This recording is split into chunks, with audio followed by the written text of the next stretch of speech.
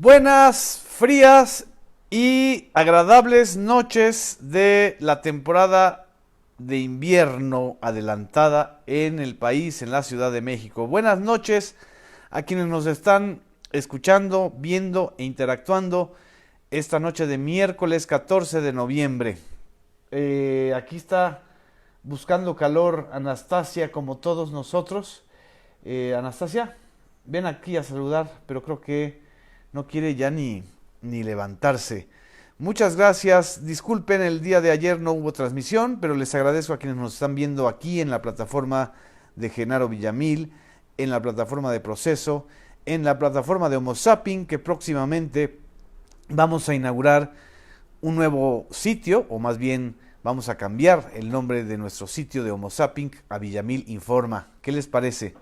Vamos a tener una nueva plataforma llamada Villamil Informa, y también a partir de el próximo 26 de noviembre vamos a tener un espacio radiofónico de 1 a 2.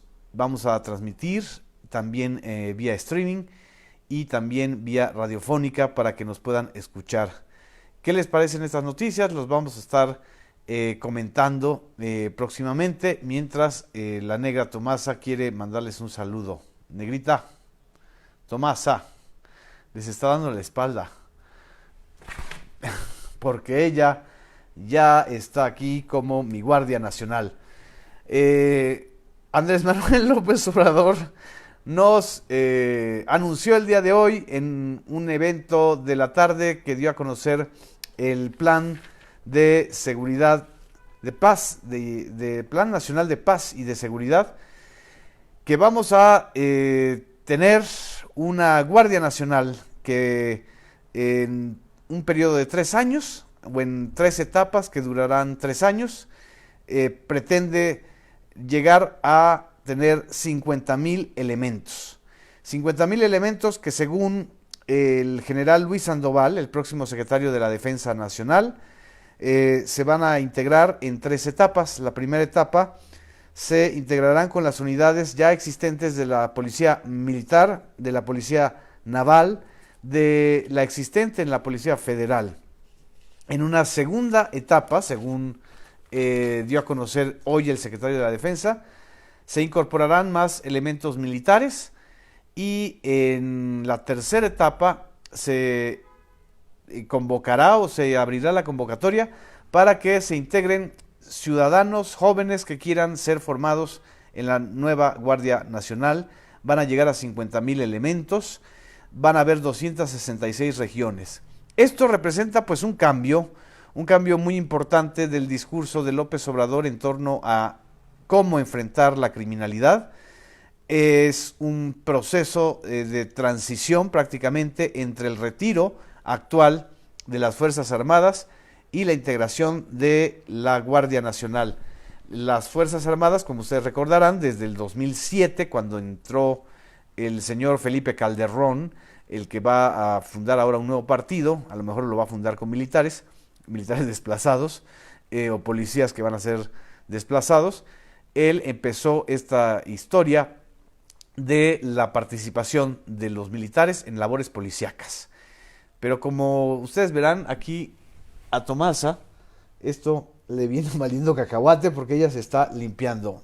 A ver, saluda, negrita, a toda tu audiencia, porque ella ya es más famosa que todos y todas nosotros.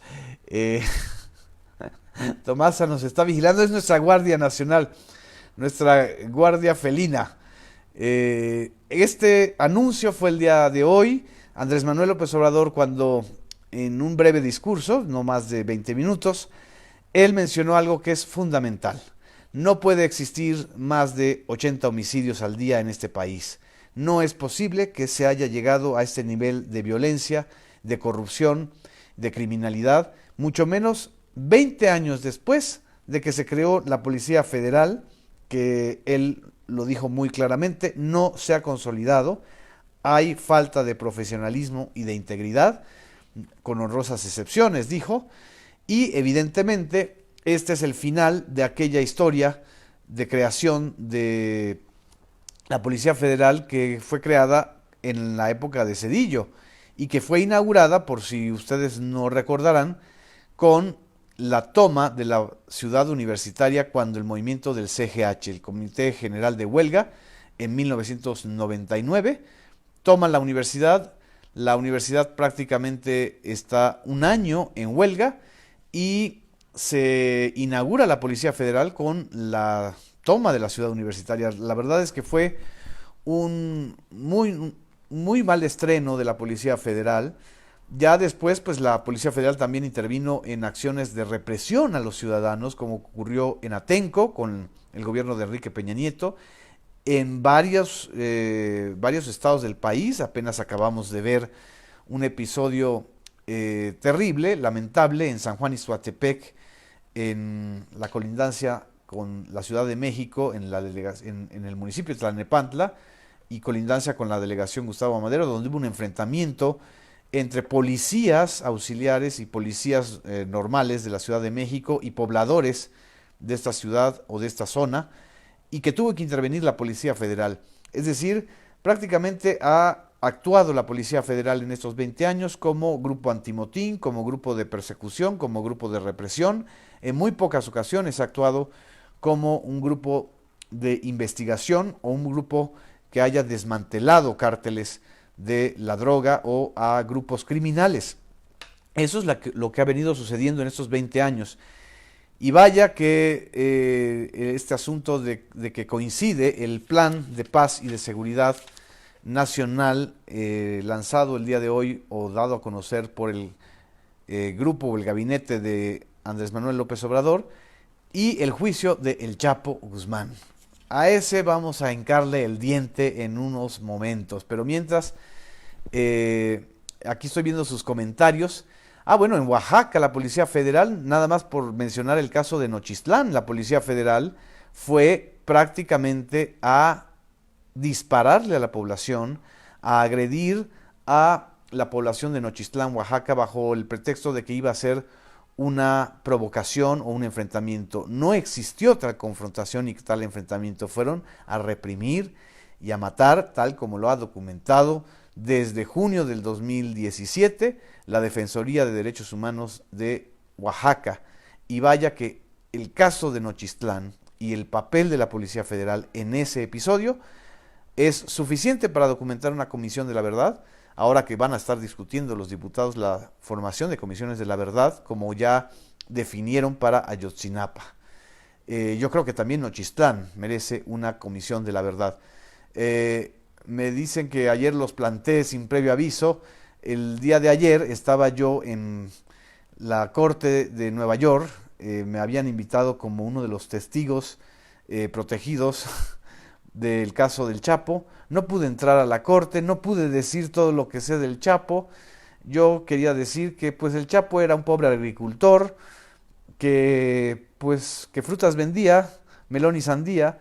Es un hombre pues tan inocente que simple y sencillamente encabezó uno de los ejércitos narcocriminales más importantes en la historia reciente del país.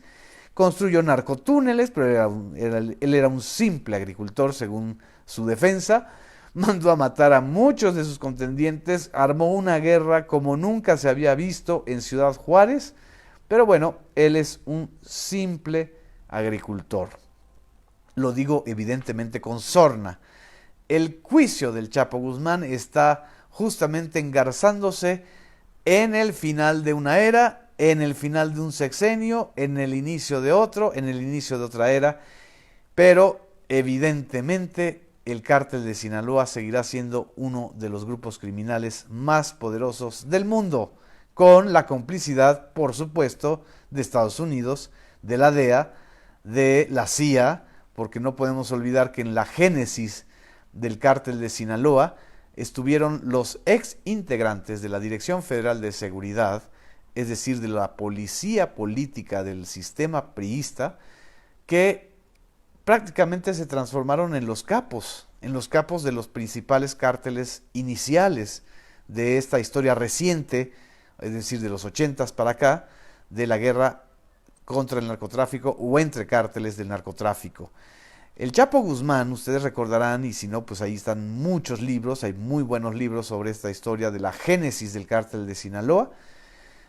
Él formó parte del grupo que lideró durante su gestión y su inicio Miguel Ángel Félix Gallardo, el padrino, como le dijeron, fue prácticamente el sucesor de las rutas y del trasiego de drogas que Rafael Caro Quintero, aquel famoso narcotraficante que puso de cabeza a Guadalajara y que fue detenido en la época de Carlos Salinas de Gortari como una de las, pues digamos que de los acuerdos con Estados Unidos en torno al asesinato de Enrique Camarena Salazar, aquel agente de la DEA que fue asesinado en México en los años 80, en la época de Miguel de la Madrid.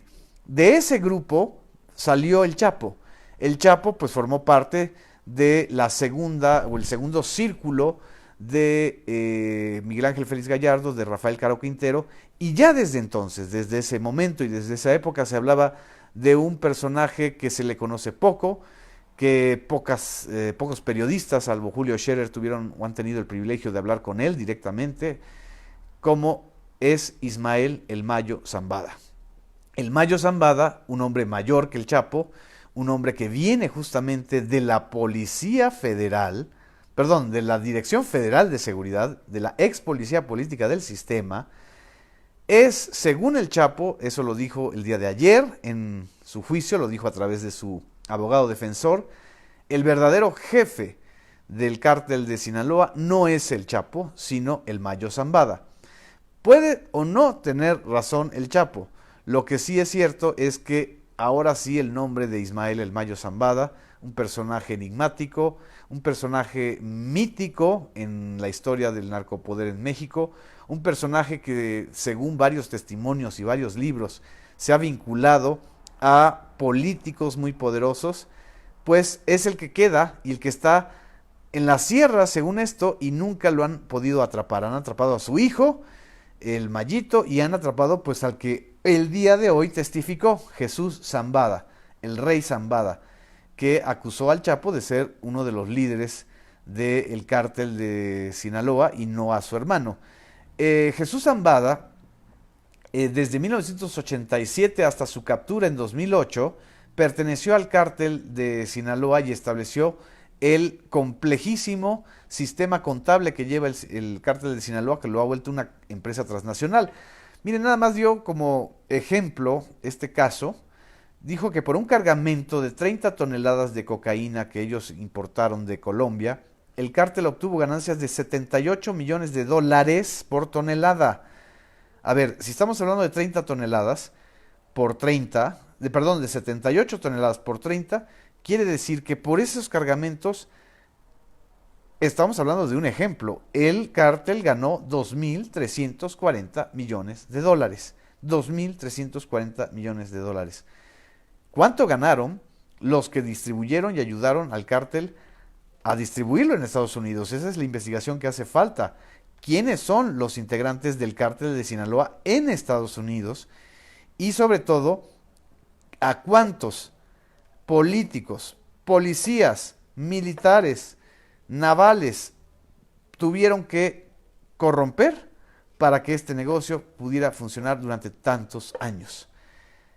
El episodio de la acusación del abogado del Chapo en contra de Felipe Calderón y de Enrique Peña Nieto, porque dijo el día de ayer que fue Ismael El Mayo Zambada el que pagó millones de sobornos en las campañas de Calderón y de Enrique Peña Nieto, generó, ya lo saben ustedes, lo vivimos el día de ayer, una reacción airada y una absoluta reacción de opinión pública en las redes sociales.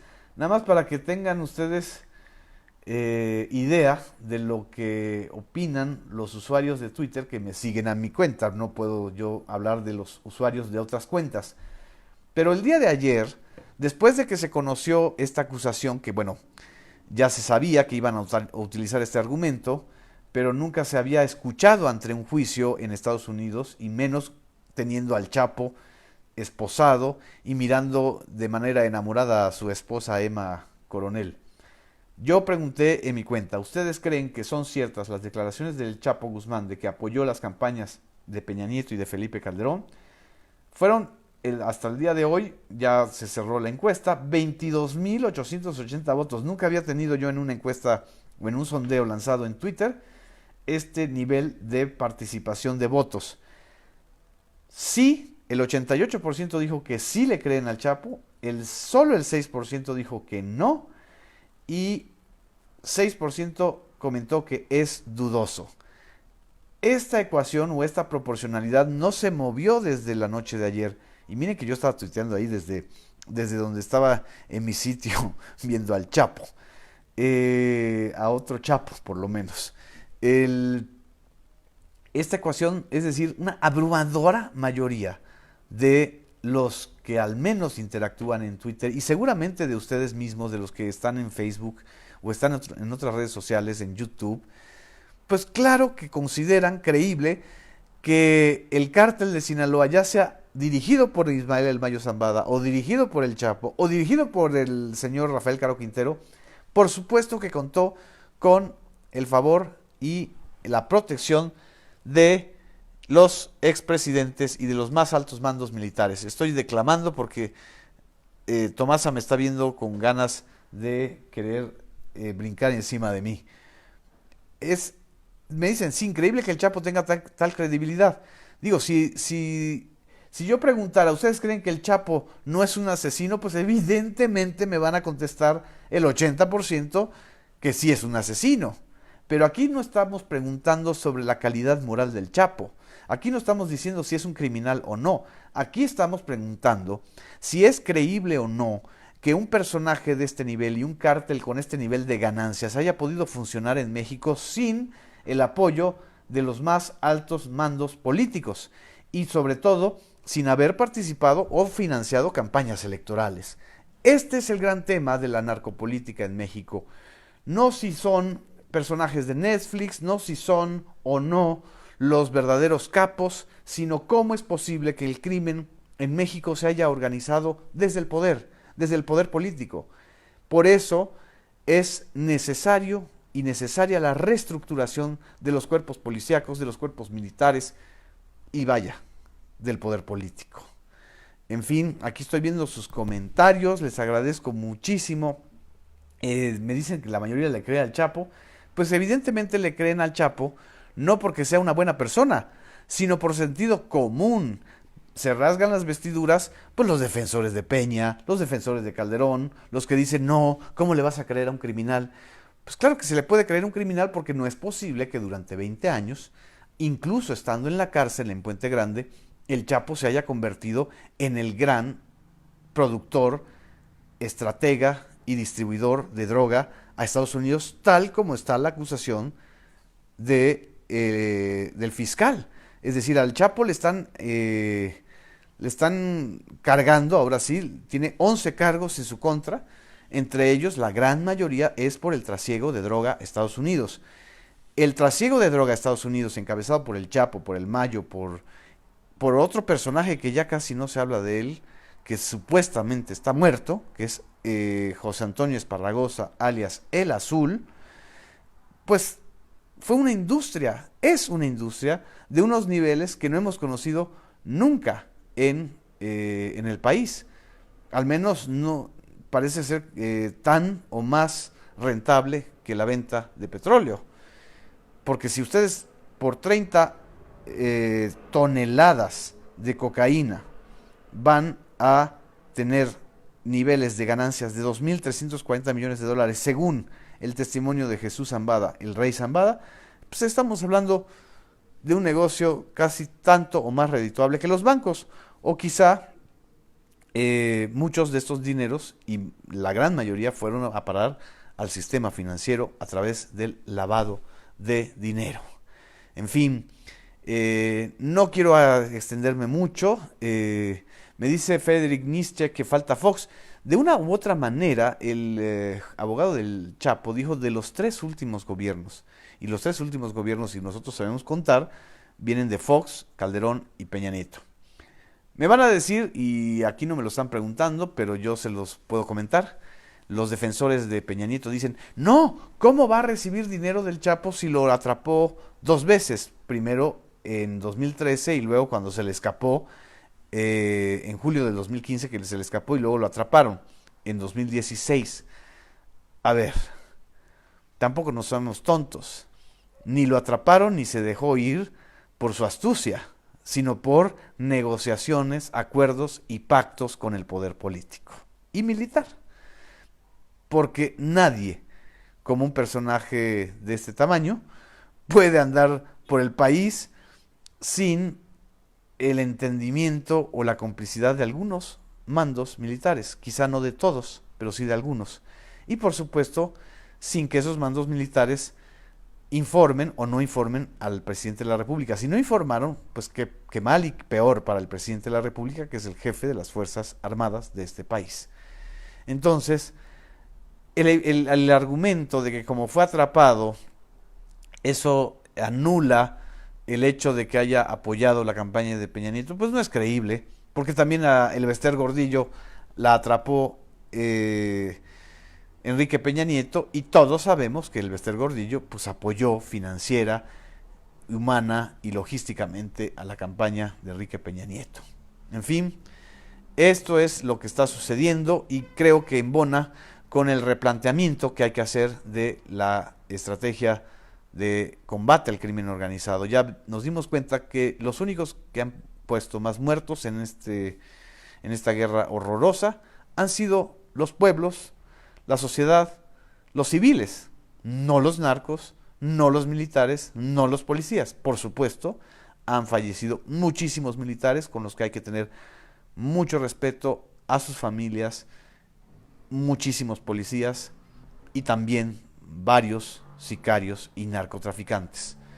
Pero en esencia, la violencia generada ha pegado muchísimo más a la sociedad civil o a la ciudadanía o a los civiles, como quieran llamarles, que no tienen nada que ver con estos arreglos de el alto mando del cártel de Sinaloa con el alto mando del cártel político de este país. En fin, muchas gracias, buenas noches. Ya no los voy a dejar plantados sin avisarles, pero espero que nos sigamos viendo aquí. Recuerden, inauguramos Villamil Informa el 19 de noviembre y pronto tendremos también un programa de radio. Muchas gracias por su paciencia, por su atención, por compartir este contenido y espero que les siga siendo muy útil. Les mando un abrazo, buenas noches, descansen y para este frío tomen cafecito. Gracias.